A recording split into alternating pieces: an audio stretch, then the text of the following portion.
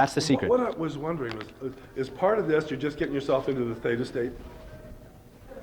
Actually, and that's his, and that's the well, way that's that what he I does told him. it? He had no concept of being in a theta state or anything that had this even remotely related to hypnosis when I talked to him. In fact, that's why he gave me his personal email, because at the end, during intermission, I went up to him and said, you know, Bill, what you're doing is a hybrid of two very, very powerful and quite old hypnosis techniques.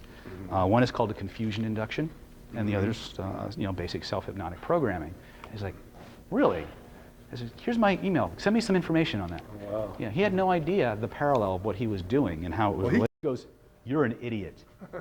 he has to know, and that's why he spent so much time researching this stuff.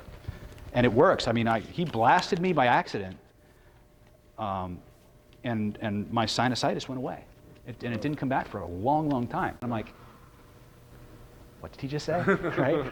And he just blew it off like it was no big fucking deal. Well, he did say, well, and when you get something, you have to put something else in there. Yeah. You know? And so the other thing was, so it's just kind of an aside. but then what he said was, and you got to be careful what you manifest, because if you manifest a change that somebody doesn't want, the change will happen, and then they'll find a way to screw it up. And I'm like, he said to get permission. If you don't get permission, well, that's my it comes point. back. I pulled him aside later. I said, Bill, are you telling me that if somebody doesn't want something and you use this process, it will still happen? He goes, yeah.